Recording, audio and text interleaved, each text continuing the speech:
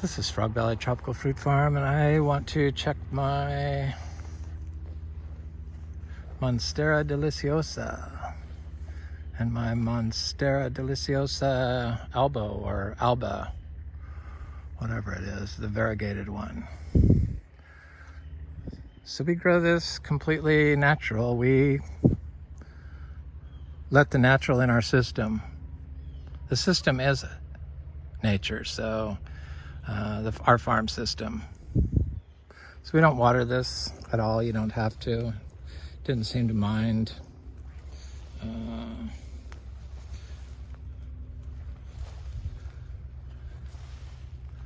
31 degrees for 5 hours we had here last winter, a record. But I notice it's flowering. And the fruit looks really good, so I'm kind of excited to be eating this soon. Or I guess it might take a year before these are ripe, but we'll see.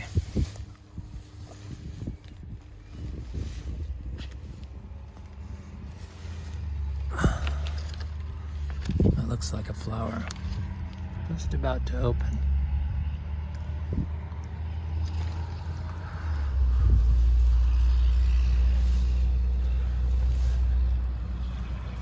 And that looks like a flower opened.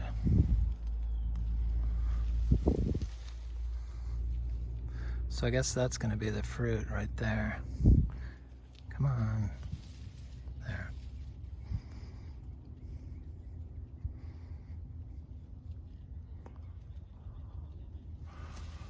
Cool. So I have another one over by the house. It was a node cutting I bought of the albo, the Monstera deliciosa alba. And you know, we grow everything with using soil health. We are a natural farm, so we let nature into our system. That's what grows our plants. We add, you know, carbon logs, move carbon and logs around, and we have thrown wood chips, and we have done biological preps, especially the biodynamic preps, because we are Demeter certified. So you kind of have to follow all their, well, you do have to follow all their rules, not kind of. But I believe in their preps, and I think what people are missing today in the food systems, whether it be somebody's yard or a huge monocrop system like in the webcast I listened to by John Kemp of AEA, Advancing Eco Agriculture on YouTube, and huge monocrop farm in New Mexico, like thousands of acres, and they grow like annuals and cotton, like onions and cotton and some other things, and completely automated, and not one mention of any wild area. And somehow they killed all their mycorrhizae in the soil, so they probably added just a few, because they all look for products. And I think what they fail to understand is that it's nature is the product, and nature knows how to fix your system best. So you need to have some nature. You have to make a space for nature, and I believe it's like 30% of your property, at least. If you grow fruit trees, it should be all your orchard floor. Here in Florida, just the stuff that comes up is like, it's all the native plants. So it's it wasn't here before, because they only want their lawn or their grass for their pasture. They don't understand that cows need different plants, just like people. But that's a different story. Close related, but different story. So we got this, or I bought this for myself for Christmas, was a Monstera deliciosa albo, they call them, and node cutting. So one of those 1.5 inch pieces of a plant, about the size of a pencil, 1.5 inches long, with one single root coming off of it.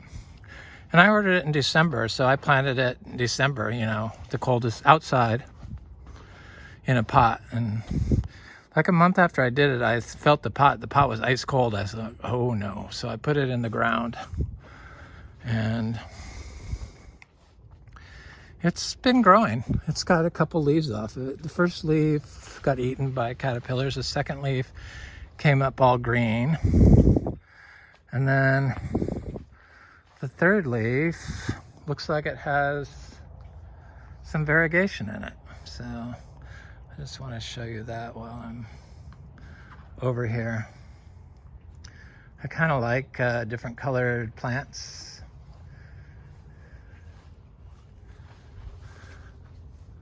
So I got this alocasia with a gold and green speckled leaf.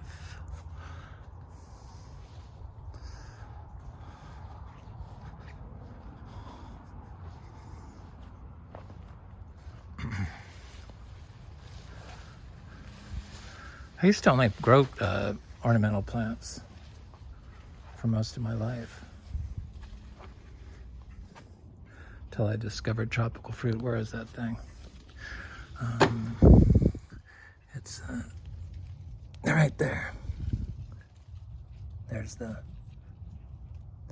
green leaf, and here's the new whitish looking leaf. And it looks like the next one is going to be very white, so it is possible to grow those outside without, well, it's up against the house, so it's this rock porch here.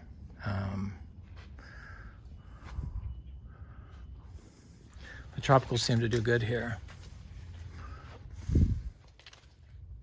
The cuttings are looking good. It looks like a new leaf on the achacha. I transplanted that too, and it seems like it's fine. Most of the cuttings look good.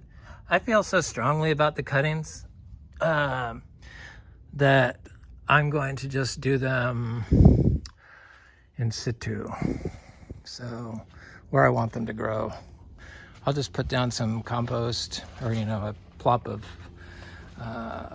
bedding with cow manure and pea in it, and plant in there like 6 months later a cutting, and some other trees. We have so many sugar apples that I have to clean and process that I'm not looking forward to that.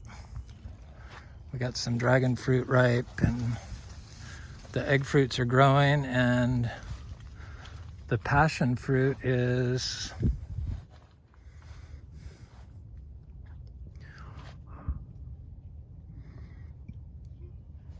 delicious. Oh yeah. Pretty big. I can't believe I love passion fruit now. This is like a liquid blackberries, and you get a lot of fruit off these things.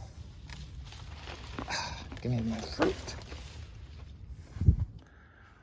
I like them a little tart. It doesn't bother me at all.